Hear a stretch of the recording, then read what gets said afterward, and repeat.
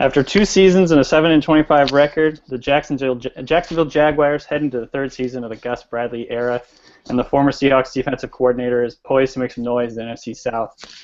I'm Denny Kelly, and this is the Real Field Goals podcast, and it's March 26, 2015. Here with me today, as always, is my co-host Kenneth Arthur, esteemed writer for Rolling Stone, Sports on Earth, the AV Club, and of course Field Goals. How you doing, Kenny? I'm great. How are you?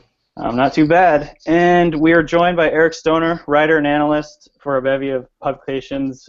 He currently writes for the Rookie Scouting Portfolio with Matt Waldman, and he's previously written and contributed to Roto World, SB Nation, Draft Breakdown, Draft Mecca. He's all over the place. He's a former coach, has some of the best in-depth offensive line evaluations I've seen. He knows his stuff. How you doing, Eric? I'm doing good, guys. How about yourselves? Doing really well. Great. Really well. Yeah, it's good to be on the podcast. It's been a while since I've done one, so I'm excited to get into this. Yeah, great to audio meet you. Yeah. Well, cool. So let's just get right into it then. Last week we talked to Dave Choate from the Falcoholic, and he was telling us about Dan Quinn and his takeover for the Falcons in Atlanta. And we thought the obvious follow-up would be to talk to you and get some sort of insights into how Gus Bradley's doing and the Gus Bradley era in Jacksonville. So I guess first off, how has he been received, and what is his sort of status right now and his approval rating, if you will, down there? I think his approval rating is still pretty good. This third year, obviously, it's a huge make-or-break year for him and for the GM, Dave Caldwell. And everybody that comes across Gus Bradley, they're going to tell you the exact same thing. I've never heard anybody describe Gus Bradley in any other way other than saying that, like, his energy is infectious and he makes you believe in the things that he believes in and wants you to, like, run through a wall for him. So, I mean, you guys know that plenty with him, you know, being the former defensive coordinator in Seattle. Everybody that's around him buys into his vision. Even like the national media guys that interact with him, like when he's coached the Senior Bowl the last 2 years, and the national media guys have nothing but things to say, like, oh, it's going to end up working out for him. Like, you can just tell with his personality and things of that nature. So even though the results on the field haven't been great and they regressed record-wise last year, I still think there's a lot of belief in him. I mean, just because of the type of person that he is. And then just on a more like on a football level, even though they've struggled record-wise and going from, you know, they got a couple of lucky wins in the year one of the regime, and they won 4 games, and a couple, like, every single one of those was like a nail biter where everything broke their way. They were fluky wins, and they regressed back to what like the true talent level of the team was, which is like basically like expansion team level roster. It was in shambles. But the cool thing about him is that almost every single guy that they've brought in defensively, whether it's been, you know, a young guy or, you know, street free agents that had been washouts or disappointing for their teams, almost every single guy has reached another level of success under him, which a lot of their problems, you know, have been offensively. The offensive side of the ball hasn't been able to get right. But defensively, I mean, I don't know how you could complain about the growth that they showed from year 1 to year 2 under him defensively. And that makes a lot of sense because, I mean, that kind of sounds familiar in terms of when he was in Seattle. I think a lot of guys sort of blossomed under his tutelage or whatever you want to call it. And he's a guy that Seattleites love. He left. People were really bummed to see him go, and, you know, it's not really surprising that he's having that effect on the defense. And you mentioned the offense, and the Jags, they switched offensive coordinators this year. Is that right? Correct. Who's the new one, and what were your thoughts on him? And kind of are schemes and style changing at all? They went and got Greg Olson from Oakland, and I think a lot of the rationale behind it was that Carr had a pretty productive rookie season, and I mean, they still ranked, like, I think the Jags and the Raiders were 31st and 32nd in offense. I don't remember which order it was, but it's not like you were going and getting somebody that, you know, ran one of the top offenses in the NFL. But I think one of the things that, if there is an upside to him, he's worked with a lot of young quarterbacks in Oakland and Tampa Bay, and he worked with Blaine in Jacksonville, and you have seen him tailor the style of his offense to what the quarterback does well, and results haven't always been good. I don't think he's ever coached, anything better than like a middle of the pack offense, other than like when Josh Freeman kind of caught lightning in a bottle that one year. But Yep. but he has been able to tailor the style of offense to who he has playing, whether it's been like they ran a completely different offense in Oakland with Terrell Pryor versus I forgot who they had in there before. The kid from Penn State, I don't remember his name off the top of my head, and then a completely different style from that with Carr. They really tailored the offense to what Carr did well. So I don't know what it's going to be results-wise, but I can see the rationale behind it with working like a young quarterback like Bortles. What did you, Kenneth here, what did you see from Luke Joeckel? Is it Joeckel or Joeckel? Joeckel. I never checked for sure, but is it? Oh, so Luke Joeckel. What did you see from him in last season? And do you have high hopes going in? Do you think that with Jeremy Parnell and the rest of the offensive line, that had to be a big problem last year? But what did you see specifically? And are you concerned because sometimes these tackles, they're either amazing or really bad? Yeah, and that's just something overall in the league. Offensive tackle play in the league really is at like an all-time low that it's been in years and years and years. Joeckel, he's not a guy that I was crazy on coming out of the draft, and I haven't really seen anything to change my opinion of him. I mean, that's putting it like nicely. Where did you, if I can just interject real quick, where did you have the top 3 tackles that year in the draft? Because you had Fisher, Joeckel, and Lane Johnson. I think Fisher was my top one, and I think that he was like my 10th overall player that year. Oh. And and the top of that draft was just a complete minefield. I'm not going to say that I was right because I had Geno Smith and Tank Carradine and Arthur Brown. I think were my top 3 players. Oh. So I can't say that I like nailed that draft. The jury's still out. But I did get Ziggy Ansah right, which I feel good about because he was one of the most polarizing guys in that draft.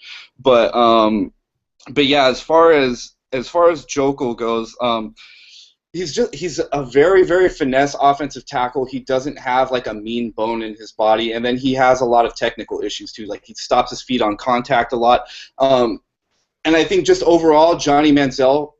I mean, it can be hard to block for a scrambling quarterback, and you guys see that with Russell. But at the same time, defensive linemen rush those guys so differently. They're not constantly in the same spot, so defensive ends and defensive linemen have to be way more hesitant, and they get a lot more mush rushes where guys aren't really charging upfield and leaving those running lane open. So it makes things easier for the offensive tackle in that sense as well. So I remember a game when A&M played LSU, Manziel's rookie year, and Joeckel, they played against like Sam Montgomery. I think Joeckel was matched up on Montgomery most times, and Matthews was matched up on Mingo most of the game. And people were saying, oh, they completely stonewalled those guys and everything like that. But really, you didn't see like that was a good example of just a team playing good defensive contain and everything and mush rushing and forcing Manziel to kind of stay in the pocket. And the Manziel really struggled with LSU coverage wise. So that's always something that you have to look out for with offensive tackles. Is like I said, how especially when they have scrambling quarterbacks like that, it makes it a lot easier for him. What Joeckel does do well is he's a very efficient mover. He's not struggling to get into his kick step or anything. He's not one of those freak athlete testers, but you can tell that he's got flexibility in his hips and his knees and his ankles, and he doesn't really struggle getting into his kick step. It's just he does a lot of technical things poorly, like stopping his feet on contact or opening up the gate for speed too quickly, exposing his chest and getting bull rushed and overpowered. His functional strength is not where you want it to be either. So there's still a lot of work to do there. And then he and a couple of other guys, Beatles and Bowenko, have kind of limited their offensive line in terms of scheme to where they've only really been able to be a zone blocking offensive line in terms of running the ball, because you don't really want Joeckel coming and down blocking and drive blocking defensive ends and defensive tackles and stuff like that. You want them reaching. You want him reaching laterally and trying to open up those zone schemes. So that's why I'm actually really excited about the Parnell signing, because him and Linder on the right is actually going to give them a side of the ball to run their power and counter behind and change up their running game a little bit. And that's a good segue, I think, because I wanted to ask you a little bit about just evaluating linemen. You talked about stopping his feet and letting players get into his chest plate and things like that. What are the attributes that are most important to you when you're taking a look at, say, like, you can talk about each individual position if you want, but like just in general, what attributes are most important to you? Like, do you have any deal breakers or things that's the first thing that you look for in a lineman? Yeah, and that's something that I've come around on more and more in recent years, especially seeing the same kind of offensive tackle wash out. And it's something that actually Lance Zierlein brought up on I think it was Josh Norris's podcast, and he nailed it. Is that the first thing you want to look for is you want to see how a guy handles a bull rush and if he has functional strength to anchor. And right. And in the run game as well, you want to see them getting movement on guys off the line of scrimmage when they're facing an undersized player that they actually get an opportunity to drive block against him.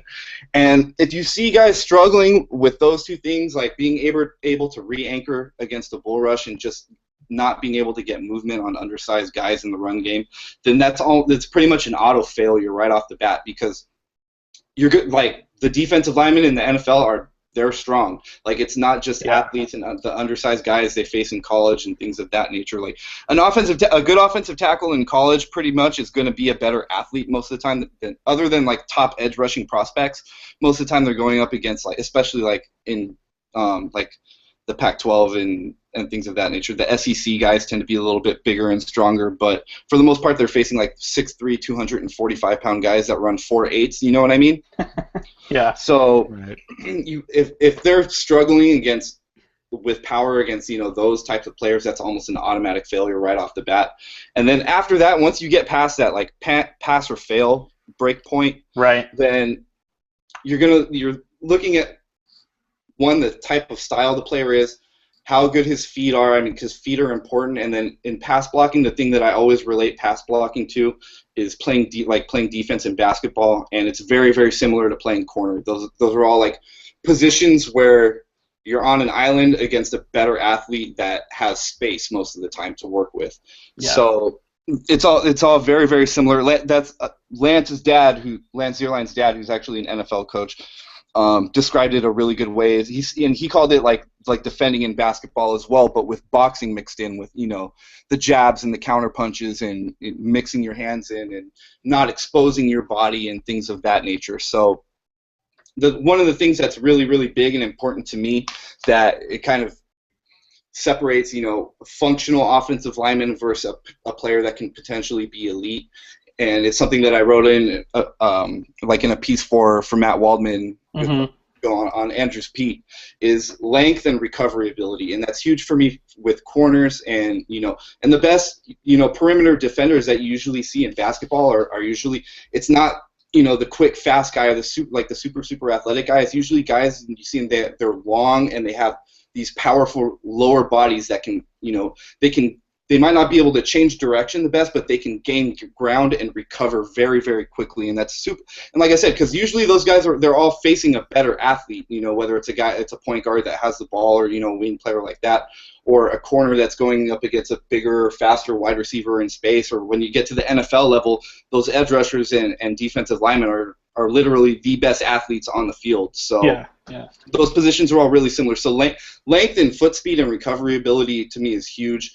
And if that player has it functionally and you see it actually displayed and used properly on the field, that's usually what gets a bigger bump for me after that. And then just disposition, and that's enough. Like I said, that's a huge reason why I'm really excited for the Parnell signing for the Jags, because they, other than Linder, they have a bunch of what I describe them as nice guys on the offensive line. Like, they're guys that you let your daughter go out with them. There's not like a mean bone in any of their bodies. They're not killers, and my so daughter doesn't guys go out have with that, anyone. Yeah.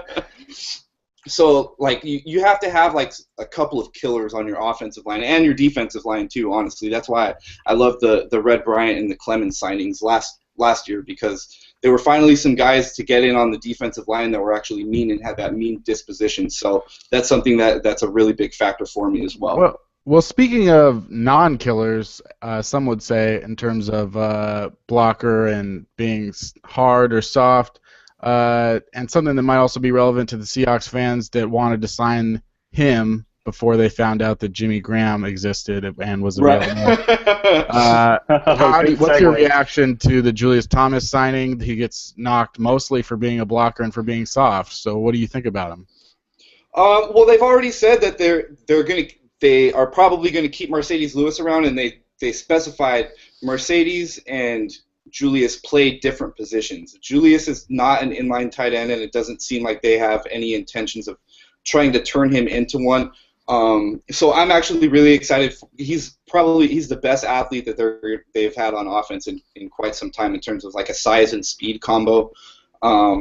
And where I think he's really, really going to help is those situations where you can put him on the backside, like make him the X receiver when you have trips to one side, and he's going to force the defense to declare pre-snap what their coverage is, and that's something that is going to hopefully help Blake a lot because, like, depending on if you take a tight end and split him out on the backside, on the weak side of the formation, either if the corner stays out there with him, I mean, it might be man coverage, but you're probably looking at more of a zone. Or, a linebacker or a safety is going to walk out with him, and you're going to know right there off the bat what the coverage is, and it's going to be almost an automatic tell. So that's one thing. That's, an X's and O's area where I think it's going to really help them because Blake really struggled, both pre-snap and in the post-snap phase as a rookie, which was kind of expected. But we'll see how this helps going forward. Did Blake ever in his college career have a player like Thomas in terms of kind of like a movable chess piece like that? I don't really think so. They had Storm Johnson at running back, who was actually really good in college, and the Jags drafted him. I mean, they say that they like him, but he's not. I wouldn't say that he's like a special running back or anything. And then the Perriman kid this year, I think he ran like a 4.2 today, but he's kind of just like an outside receiver, vertical threat. So not really any player quite like this. Interesting. And Seahawk fans can definitely sort of take note of that because the same sort of concepts apply. Yeah, exactly. Same thing. Jimmy Graham. Exactly. That's where he's been big on, pre-snap phase, identifying coverage, and that's something that, that's one of those sort of hidden bonuses that you don't see in the stats and things like that. So Eric, where would you rank? What percentage, if you could sort of ballpark it, with Blake having one of the worst seasons by a rookie quarterback? Let's be real about it. How much would you put on? How much would you put on him? How much would you put on the talent as his receiving talent, and how much would you put on the blocking? And then I'm not going to put coaching because I don't know. I don't think we can really. Well, you have coaching experience. Maybe you can put a percentage on coaching, but how much would you put on Blake as compared to the people around him? Well, in terms of coaching, what I heard in terms of coaching from Fish was that, and this is kind of always the reputation that he's had, is that he would throw too much at him too quickly. They asked too much of him, and then when they figured out that he couldn't do it, they scaled the offense back to where it was literally just screens and the occasional downfield shot. So, and all the rest of it is kind of intertwined. He didn't help the blocking, and the blocking didn't help him. Allen Robinson was probably their best receiving target last year, and he went down midway through the year after kind of starting to flash a little bit. Marquise Lee is what he is. He's an undersized guy who's not that fast, but he's got pretty good agility. He's always going to kind of struggle catching the ball. Hearns was the undrafted kid out of Miami. He was kind of a revelation early, but he made some flash plays early in the year, and then his rawness started to really show up down the stretch. So, I mean, a lot of it is all intertwined, and Blake, I'll put it bluntly, I really didn't like Blake coming out. I thought there was so much to work on just in terms of mechanics and accuracy, reading the field. The one thing that I will give him credit for is that he's really, really, really tough in the pocket. He's going to stand in there and everything. The game's not too big from him from that point, and it's refreshing to see after the Blaine Gabbert experiment, just the different dispositions that you see literally on the field and in the pocket and everything. The results aren't that much different on the field so far, but I have more hope just from, like I said, just because it feels like the game's not too big or overwhelming for him. It's just too difficult for him right now, and he's not good enough at it. Right. I mean, there's Russell Wilson was put in a. I mean, it's the biggest knock, I guess, people that put on him is that he was put in a great situation. I mean, he's a great player, but yeah, he was also put in a great situation. Do you get the feeling that Justin Blackmon will play for the Jaguars this year? I don't know, because I don't even think he's reapplied for reinstatement yet. And there was a picture of him on Twitter not that long ago. I mean, we take it for what it's worth, but looking pretty hefty in a casino. I don't know, and he's never been a guy that's been in great shape. I mean, the casino adds 20 pounds. Yeah, especially the lighting and everything. Yeah, but he was never a guy that was super in shape. Like, that was kind of a knock on him his rookie year and everything. Like you like. I don't know if I want to go there, but he kind of had that alcoholic's build, like the pot belly and skinny arms and things of that nature. Like, he's big and he looks big and everything. Right. He literally had that build, and like the things from I heard that in the locker room and things of that nature, like he's definitely has a drinking problem, or had. I don't know what his status is right now in terms of that, but it was a pretty legit drinking problem. I don't think it's even slander to say that. Like, yeah, exactly. Been in trouble for it publicly quite a few times. Right, exactly. Like, Josh Gordon has a problem. That's exactly. Obvious. Exactly, but whether he'll play this year or not, if he's active, he probably. If he makes their roster and everything through training camp, well, going into training camp, if he's allowed to practice and everything and is on the roster, you have to assume that he would start out as like the number 4 wide receiver. And we have no idea what kind of shape he's in or anything, or how his football skills have deteriorated over the last couple of years. So you're looking at like a 4th wide receiver that doesn't really play special teams either. It could end up being a numbers game for him. But then again, he could. If he's in shape and everything and he's really dedicated, he could come in and instantly be their best wide receiver. So it sounds like he's sort of on the Mike Williams plan. Yeah, exactly. Kind of just bring him into camp and see what you got.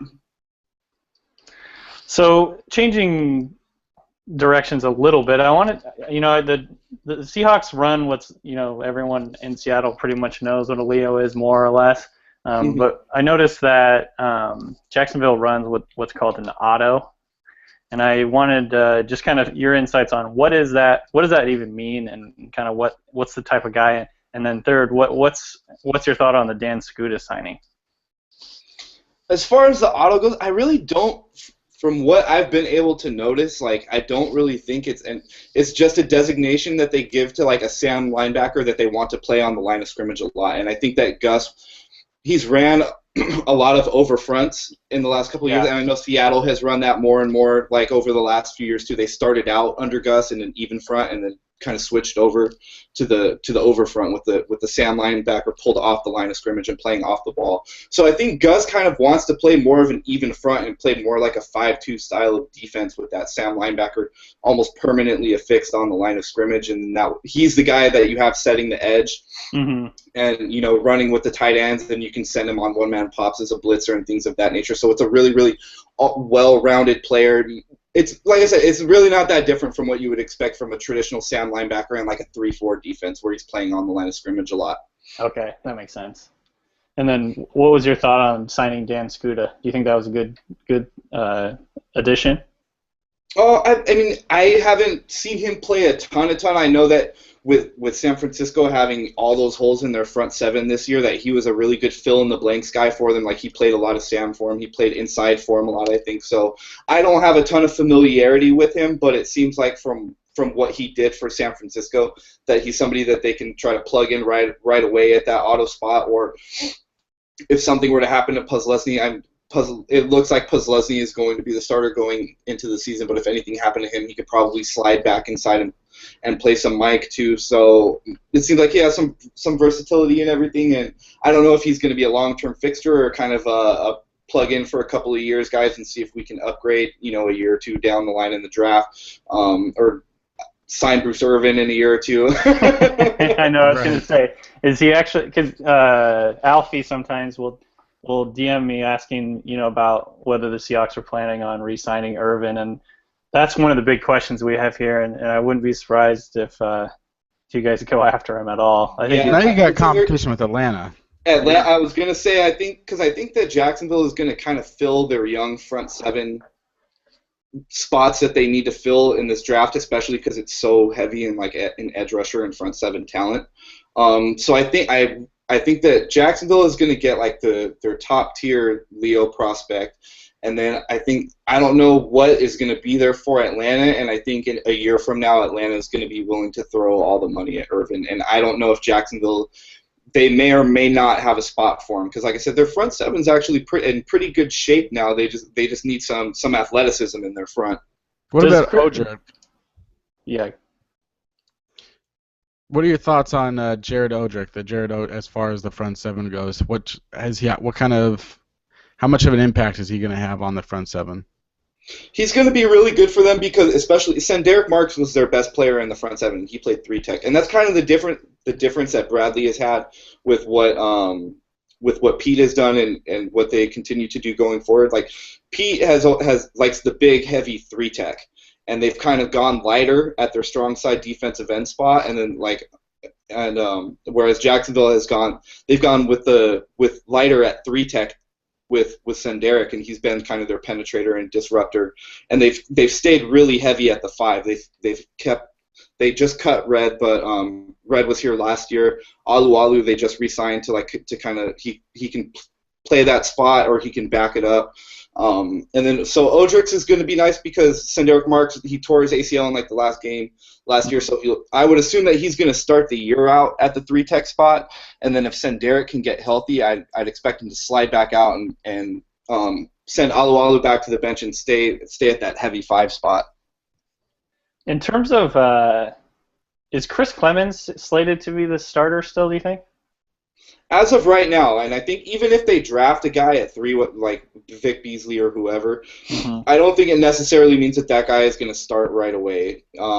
They can kind of with Clemens, they can kind of afford to ease him in and get the rookie in more on a rotational basis, especially if it's an undersized guy like Vic. You would get to ease him in like how Bruce was. Yeah.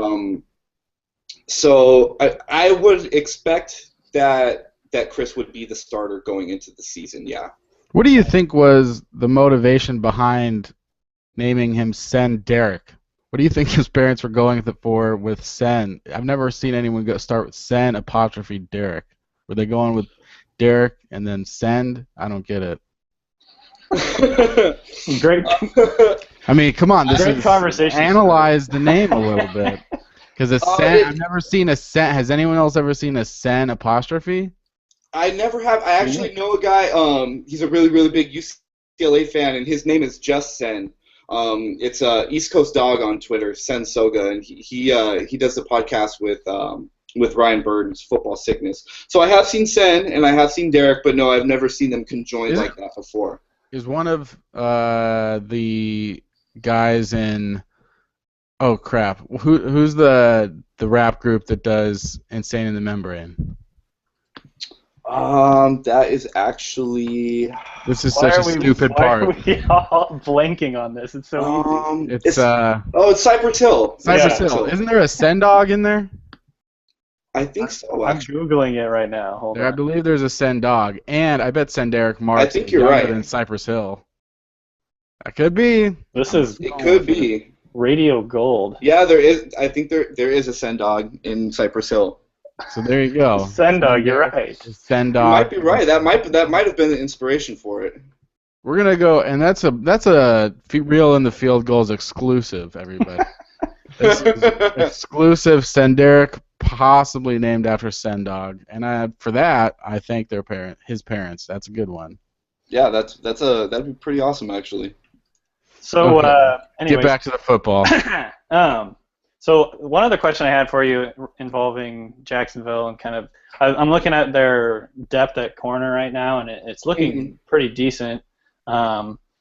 What's the story with Will Blackmon? He got released early so he could go look for a new job, and do you think he's good enough to make the Seahawks roster and play a role, or do you think he's more of like a camp body type of player? Well, my first question to you: what's your nickel spot like right now? Right now, there's really nothing. Marcus Burley's probably the presumptive starter there because Jeremy Lane, in addition to breaking the crap out of his wrist in the Super Bowl, it came out a couple weeks after that he had torn his ACL in that same play. So he's probably going to be out at least the first half of the year. And we're sort of, I think, the conservative people are saying, he probably has played his last game as a Seahawk, maybe. So right now, there's really nothing. I don't know if Kerry Williams can play in the slot. I don't think so. And Tharold, I don't think he's played in the slot much. He's more of an outside guy. Yeah, he's an outside guy pretty much. Yeah. So how does Will Blackmon look as a nickel, I guess is what you're getting at? He wasn't great last year. I mean, to be straight up, he lost his job to Aaron Colvin, who was a rookie. But the year before that, he played pretty well. He's competent. He's not a guy he's not a great football player, but I mean, he's a competent nickelback. He's actually a really, really cool interactive guy on social media and on Twitter. I'm sure you guys know that from when he was there before. But he knows the scheme and everything too, so he's gonna be able to blend back into their into the defensive backfield pretty seamlessly, I think. And I think that Seattle has better, more established surrounding talent around him, which would probably help him too. And it doesn't sound like you would really have any challengers to that nickel spot. So I think that I don't think he's just a camp body. I think they would probably be counting on him to man the nickel spot. I'm actually kind of surprised that you guys didn't sign Alan Ball, who was with us for the last couple of years. Who was like I said, he was a guy like Senderic who really he was not very good in his stints before and really underwhelmed and kind of blossomed under Gus. And him like Blackmon, I could have seen them keeping him if they didn't have so many young guys, but they just kind of got caught in a numbers game and the young guys at corner kind of really developing and blossoming. So, like I said, I'm kind of surprised that you guys didn't sign Allen to maybe compete with Simon for that outside spot, because he's a guy that played really, really well over the last couple of years. He's still out there. He's a free agent. I think he just signed with Carolina like a week ago. No, I think he actually didn't. What I'd seen is it was reported that he did, and then it came out like a day or two later that he left Carolina without a contract. Oh, really? So I'm not entirely sure, but I'm pretty sure he's still a free agent.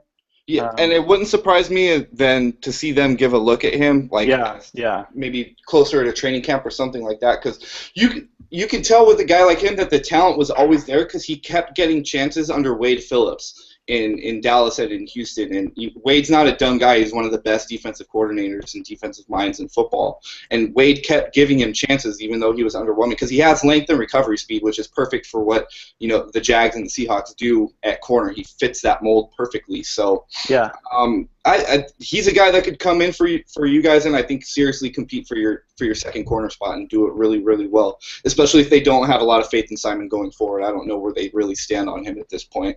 I have a question, but really I need it to be a follow-up question. So let me start with a pre-question.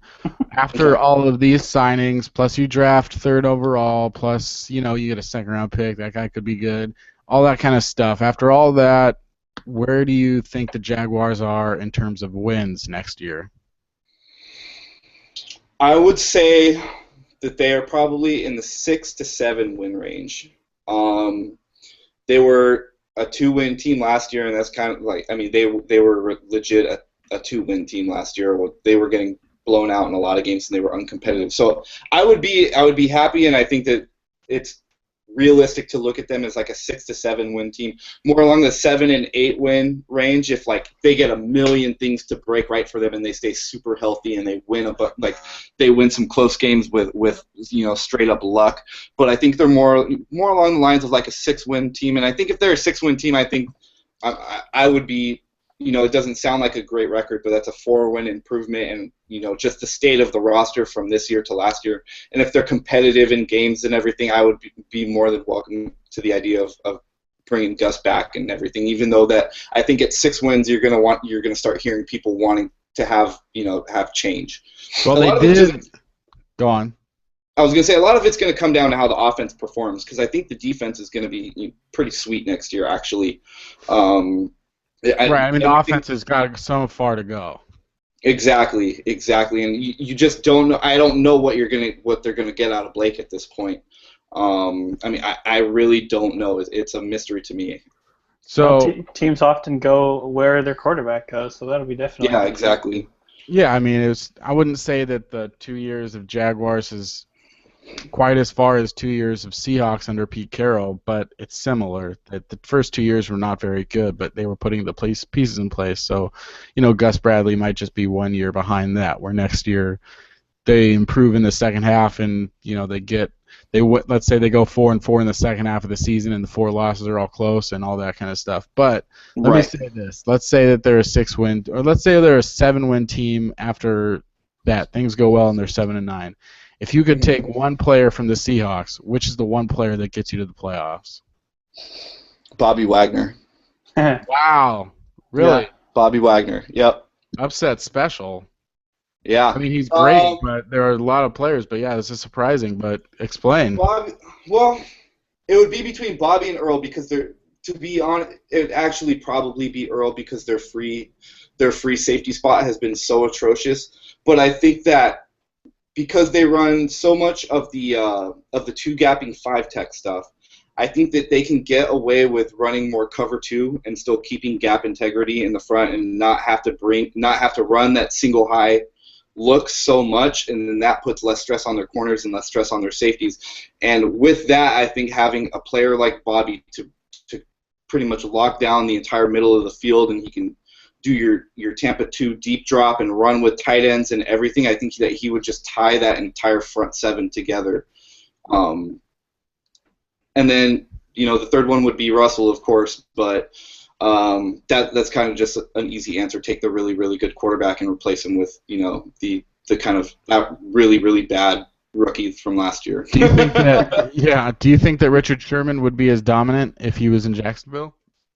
I think so because Richard, people want to take away from Richard and say that he has so much help from Earl, but and I don't really get that because in a cover 1 or cover 3 type defense like you're running like that, the safety is really only responsible for covering the seams to the post. Pete, they give Earl a little bit more range than what they would normally ask from that traditional 1 high safety, but it's not to the point where Richard is playing underneath and jamming he has true help over the top, in a cover 2 defense or something like that, or a 2-man defense. They run so much cover 1, and like I said, the safety can't really help the corners except for on in-break, in-breaking routes like a post or something.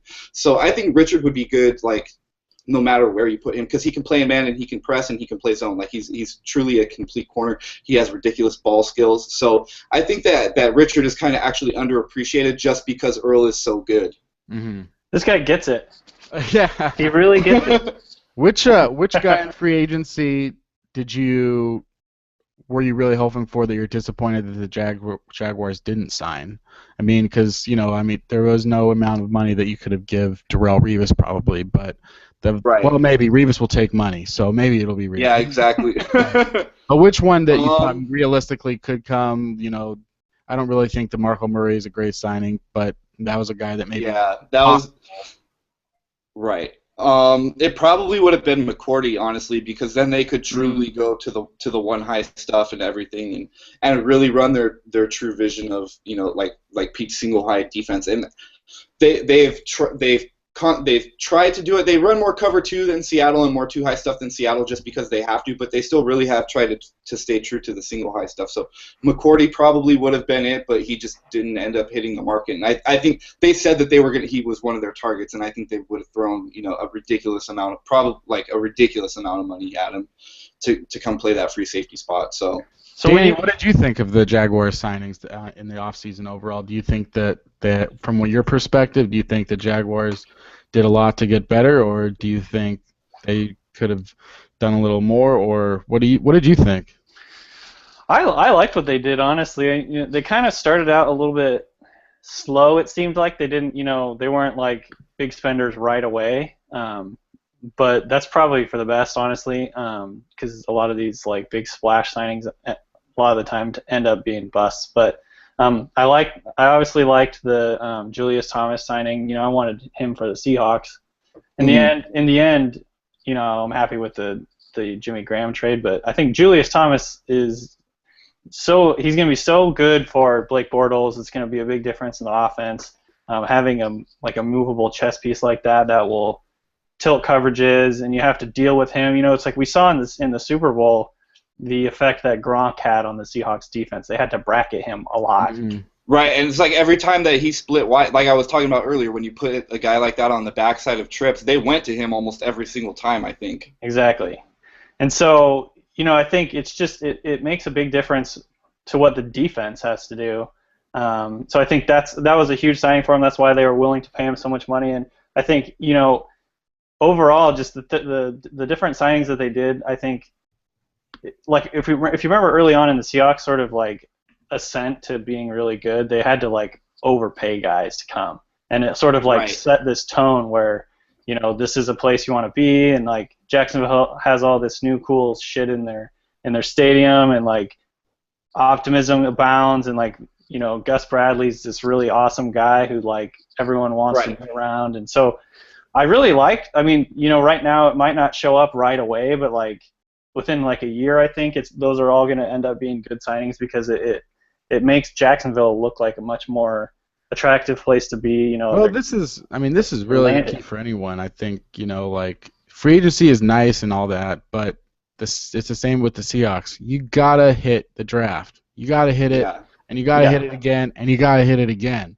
Like the Seahawks 10, 11, 12 drafts are phenomenal, and it wasn't even about getting it anything in the first round because they didn't get that much outside of Earl Thomas and Russell Okung out of the first round. You got to hit your middle rounds, so that's going to be the key for Jacksonville when they look back in the last 2 years. Like when you look at, it is that the Seahawks didn't have 3 straight years of drafting in the top 3 or whatever, and the Jacksonville, when you go Joeckel and you go Bortles, and it doesn't pan out in their first 2 years and the rookie year, that's tough. But at the same time, if you don't hit those, did you find Richard Sherman in the 5th round? Did you find Cam Chancellor? Did you find one of these other guys?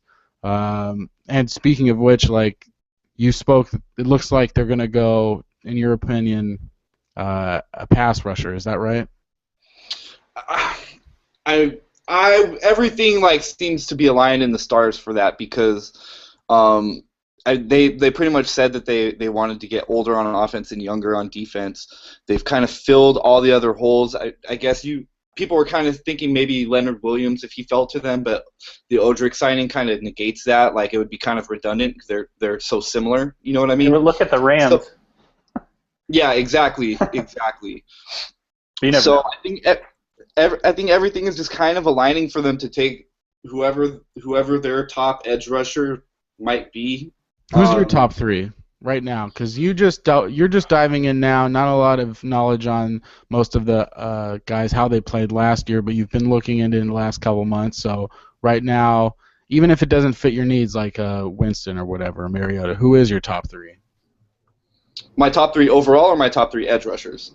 Your top 3 overall. Like when it gets down to it, who's going to be? Well, let's say this: who is your top 3? Who do you think is going to be available, or who are the 2 guys that you think wouldn't be available? Vic Beasley, he would be like my top non-quarterback prospect in the draft. I think Jameis is the best prospect in the class. Vic is my top non-quarterback. I think he has that perfect blend of like. He was productive. He knows how to pass rush, and he's an elite athlete. So he still has upside too. He passes like all the athletic, measurable requirements. Whether it's like Spark or like what Justice Mosqueda does with math rushers / force players. Like he passes all those athletic filters, and he has a really really top athletic profile. He just seems like. It's just he's one of those high floor, high ceiling type players, and he plays a position of need for them. So he would be like I would be running to the podium to turn that card in. He would be like my top one. And then after that, it gets tough for me because I haven't really seen this class super super in depth. I'm not as high on Leonard Williams as most people. Just because I don't know if he has that pass rusher upside that would justify, taking a bigger defensive lineman like that. Do you think it's harder to project an offensive lineman or a defensive lineman? I think it's harder to. I would say that watching film of offensive linemen is probably easier for me, but I think that there's more like data and ways to eliminate and project defensive ends that go beyond film. That position is easier overall, but watching film of offensive linemen is easier for me, if that makes sense. Mm-hmm. Because like it's really because and this is something that Justice Mosqueda has talked about before. When you have creator positions, and there's creator positions and there's prevention positions. Like the offensive line and the defensive backfield are prevention positions. So, and those positions they don't have traditional statistics or anything like that. So it's really, really hard to correlate anything, numbers wise or data wise to their success. Like you can't just look at like a cornerback's workouts and tell like if he can cover, if you know what I'm saying. But right. when you have data, like there's so much for defensive linemen, like pressures and sacks and hurries and when they're setting the edge and things of that nature. Like just with sacks and hurries and career value, and the best pass rushers tend to make the Pro Bowl, and that's like another data point. So it's just a lot easier to correlate little bits of information with success for that position. If I don't know if I'm describing in a way that makes sense, but I feel like this portion is like teasing all the Seahawks fans because we're gonna own day 3. Don't fuck with us on day 3, but we ain't got anything going on day 1. We don't. Yeah, seriously. And the Seahawks are a team that really abide by that too. I mean, they're big into spark, and I know that's something that Davis Sue talks about all the time. Like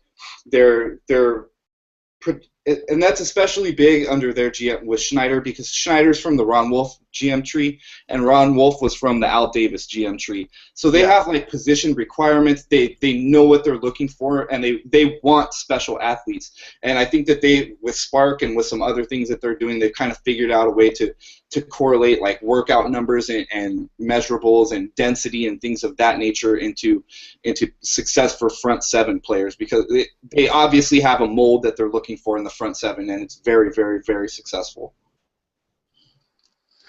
Do you want to try and move on to a few quick hitters at the end here, Kenny? Sure. Do you want to? Well, I can set it up. One other question. This has come up recently. The NFL owners meetings is the NFL is considering getting rid of and/or altering the extra point. Have you been following that at all? A little bit, not super in depth, but I've seen it talked about and voted on at the owners. What are all the options they were talking about? Well, hold on, let me check it. So basically, Pete Carroll tweeted, and he kind of got the ball rolling for people around here. But his ideas for a new extra point were, instead of having an extra point, you'd have an automatic 7 points for a touchdown. That was one of the options. Mm-hmm. The other option was mandatory try from the 2-yard line for 1 point after a touchdown. So get rid of the extra point, making a real football play. Right. And then in that, defense can score 1 point by returning a fumble or interception on that play. And those were his ideas. Right, like college rules. Okay. Yeah. And then there's other ideas of moving the ball to the 1-yard line for the extra point. So that would encourage more teams to try and go for 2, because you can just try and pound it in from the 1. Right. Or throw a slant to Ricardo Lockett, things like that. I mean, that's working 9 times out of 10. I don't know about that 10th time, but 9 times out of 10, that's 2 points. The other options are moving the ball back to the 15, making it a 30-something yard field goal, or extra point attempts. And then there's also talk of moving the uprights together. What do you think of all of those? I think we can all agree that the current point after try is just kind of pointless and dumb, isn't it? Like I don't have any strong feelings for it. I mean, it's there, so you're used to it. Yeah, I don't care about it either way. The thing that just kind of sucks about it is the touchdown commercial, extra point commercial, kickoff commercial. Yeah. That's the worst thing about it, because it's like this one useless play that nobody really watches, and it's just filled with it. It's just like it's in there to pretty much give more commercial time.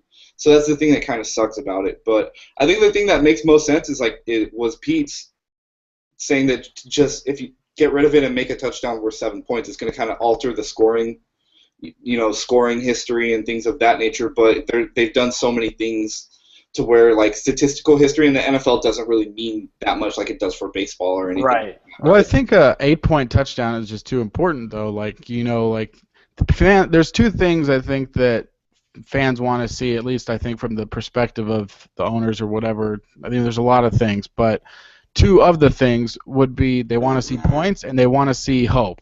So they want to see scoring, and they want the team that's down 15 points to say, we could still come back and tie this thing up with a 2-point conversion and an extra point. They want to be able to have people to keep watching to the last minute, whatever they can do, and have it be an exciting game. So I don't think automatic 7 points is going to work, because then you're just like, okay, 7 points, we're down 8 points, and there's 1 minute left. Let's quit. Let's not try. Well, I think you would still be able to give the team to a touchdown would be worth 7 points, but if you want the opportunity to go for 2, you can still add you go for a 2-point play. Well, it wouldn't be a 2-point play. It'd be like a 1-point play. Yeah, a 1-point play, exactly. I mean, I guess that makes some sense. I do think also, like, it's just kicking was so accurate last year that it's time to change something. Like, it's just these guys are getting fucking good. Like, they're just kicking the shit out of the ball right through the uprights from 60 yards away. So I don't really I do think that either you make it shorter or you put the goalpost more narrow, or I've also kind of wondered, why is a 25-yard field goal the same as a 55-yard field goal? Why not have a 4-point field goal? Why not do something else? Like, I just feel like... See, I've always thought that that's been an interesting idea, kind of, because that's kind of like in fantasy football, if your kicker makes a 40-yard field goal, it's worth 4, or 50-yard, it's worth 5. It's where you can kind of reward that difficulty. I think that would be a really, really cool idea. But you are right, and that would be really cool if you mix it with that idea of narrowing the goalposts and making it a little bit harder for them, because kicking accuracy numbers are they're ridiculous at this point, aren't they? Yeah. It's the most accurate. It's like quarterback play is the most accurate era.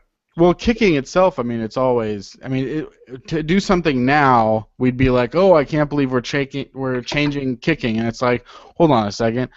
Not too long ago, they kicked off from the 25. Not too long ago, relatively not too long ago, the goalpost was out at the actual goal line. There have been major changes, definitely in kicking and in football all over. Not too long ago, you could play defense on a wide receiver. There were many things that changes the game. But yeah, I think it's time to do something with kicking myself, and I'm open to a lot of things. I just like new shit. So if it's changing, I'm kind of interested. I kind of like the idea of just, like you said, I think you brought it up, one of the examples of putting the 2-point conversion from the 1-yard line and just getting rid of the option to be able to kick whatsoever, make it almost like a mandatory 2-point play, so you're either coming away with 6 or 8 every single time. That's kind of an interesting idea, and that would be a little bit more suspenseful too. So I like that too, honestly. I mean, I don't see the need for the extra point play. It's kind of like a relic from an older part of the game that when people didn't really kick that well, so it was always it was kind of a wild card back in the day. Your halfback would also double as your kicker and as a defensive back. I know, that's why the extra point to me is the most arbitrary thing in all of sports. It's when has it ever mattered? When Carney, when the Saints had that return 10 years ago when they were down. Yeah, that was against the Jags, actually. That was against the Jags. So yeah, that was against the Jags. They won a game off of a block. Matters. I've seen it happen. The Jaguars have won a game before off of a block extra point. So Adam Vinatieri in his career is 710 of 720 on extra points, and he missed 3 as a rookie. So that means that he has made 707 of his last. Well, who gives a shit? But he makes them all. I was told there was no math.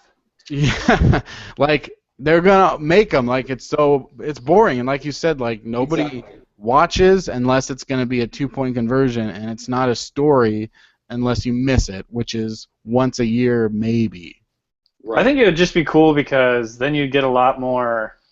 I mean, you get more interesting. Obviously, it'd just be more interesting, but then you'd have you'd have them signing like 6'10" tight ends to come in on those like extra points and like just throw jump balls to them and stuff. It'd just be interesting, sort of some of the developments that they could do in terms of schemes from the 1 yard line, and it'd just be more interesting. Like I just don't have any true like loyalty to the extra point. I don't give a crap.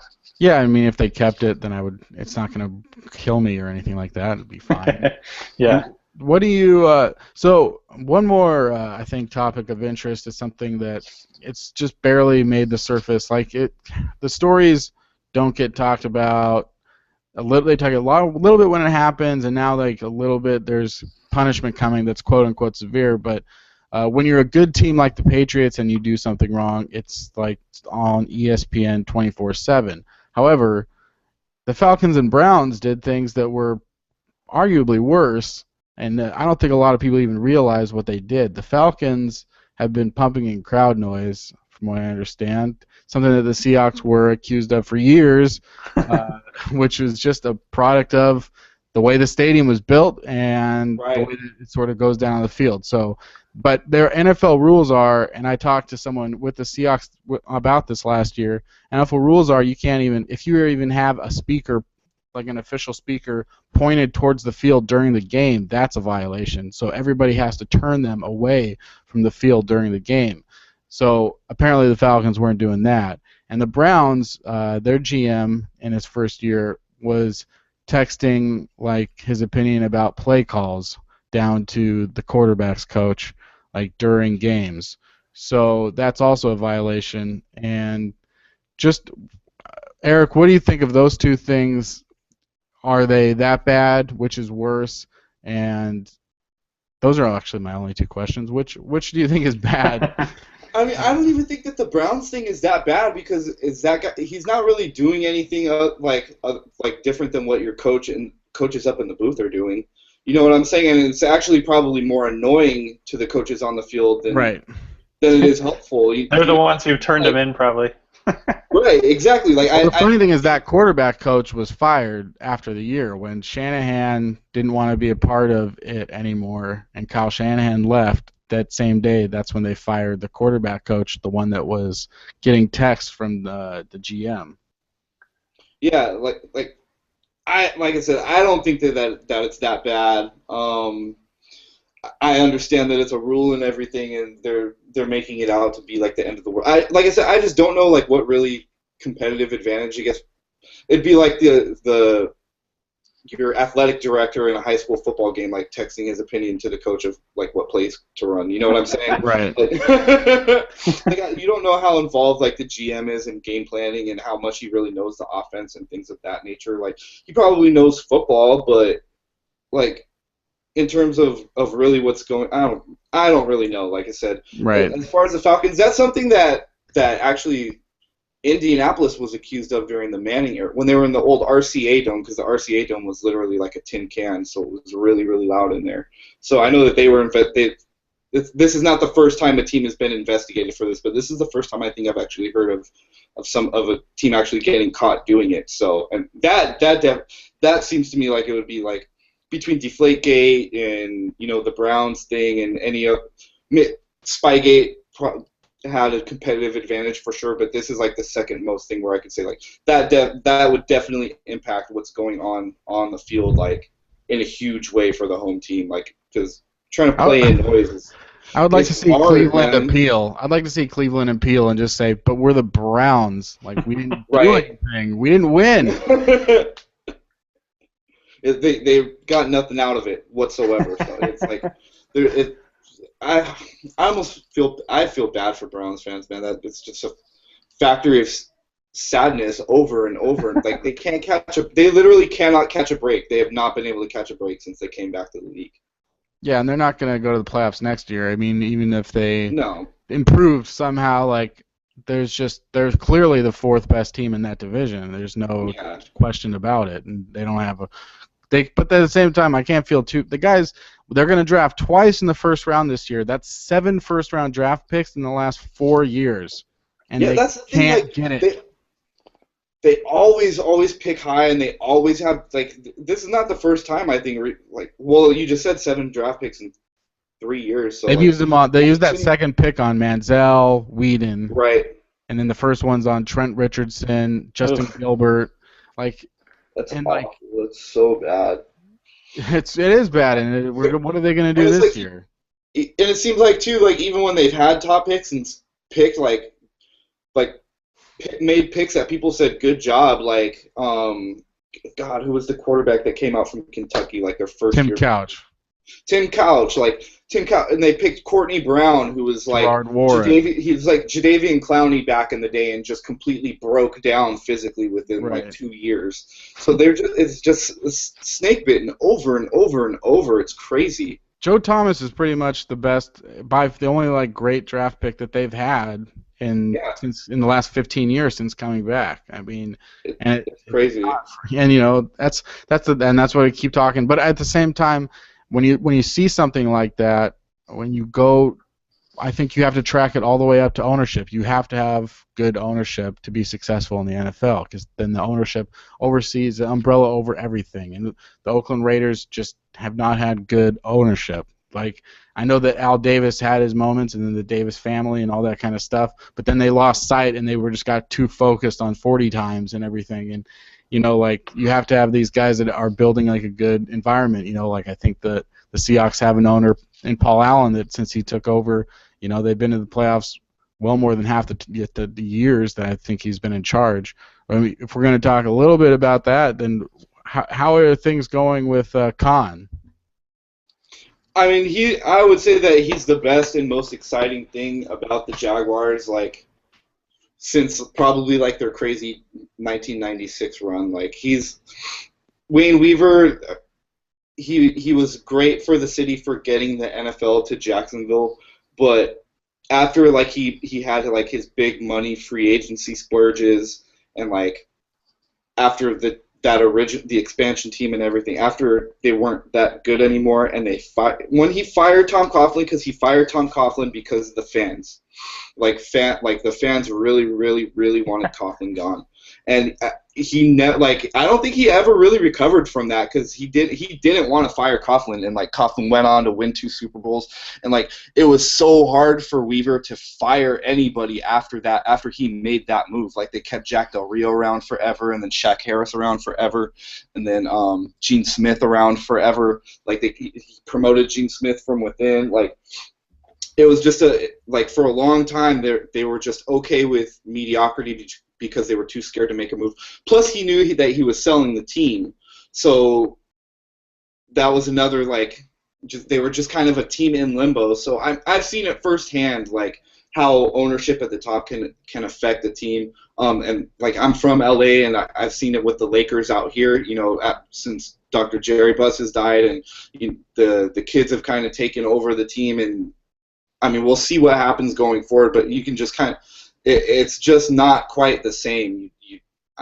It's very hard to describe, but you see it in the NFL all the time. There's a reason why, for the most part, good teams tend to stay good and bad teams tend to stay bad. Bad teams stay bad is a motto that I've had for a long, long, long time, because I really do think it starts at the top. And it's funny in the NFL because you have so many, you know, whether it's GMs, coaches, whoever, everybody's kind of trying to entrench themselves and establish their job security. Like, that's something that I always bring up, is like, people in the NFL aren't always doing what's best for the team. They're doing what's best for their own job security. Yeah. So when you have owners that don't really understand the nuances of football, you can get, you know, whether it's GMs or coaches who can kind of take advantage of that and pull the wool over their eyes, so to speak. Like, if you can sell, like, if you're the type, if you can sell your plan to an owner that doesn't really know that much about the sport, then you kind of have an in, and you kind of make your little job security stakes throughout the way from there. So it's just kind of interesting seeing, like, front office politics, and, you know, how ownership dictates, like, how a team really is run from the top down.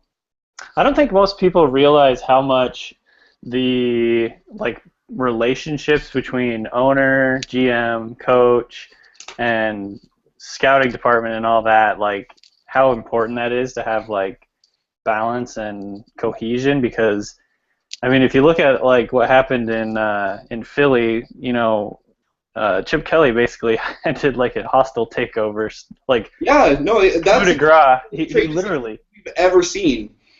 Like Yeah. the casual fan has no idea like how crazy that actually was to happen in the NFL. Like you have coaches with full autonomy, but it's usually guys that like it gets established over the years. I mean, other than like Belichick and I know Carroll has final say over the roster, but Schneider is still pretty much running the show as GM, like from that point of view. So it's just it was crazy to see like how you called it. It was literally a hostile takeover. Like I said, I don't think the casual fan has any idea like how rare or how like significant or groundbreaking of a moment that was, and it's been. I don't know if it's gonna work or not. Like I have no idea, but it's really interesting and refreshing to see actually. Yeah. So it's like background, like the Seahawks, obviously Paul Allen's the owner. He is involved with John Schneider and Pete Carroll somewhat, but he's still doing his thing. Like he owns the Blazers. He's off doing his scientific missions where he's on like his mega yacht, like searching for sunken treasure. And so he's like he's not. I don't think he really gets his like hand in anything other than he wants to know what's going on. Well, I'll say I think that Paul Allen, from what I've heard, is a big, huge basketball fan. Yeah. And everything else in terms of sports, it's just a business. But I think that he wants the Seahawks to do well because, for a number of reasons, he does want them to do well. But definitely, Blazers are his team, and I think that's the Blazers are his baby for sure. Right. And as far as autonomy goes, like you said, it's like, okay, I'm trusting John Schneider, Pete Carroll, and you do what you do, and I'll write the checks. And thank God that Pete Carroll and John Schneider are good at what they do, because it's like they can run their show and they have no interference, and that's the key.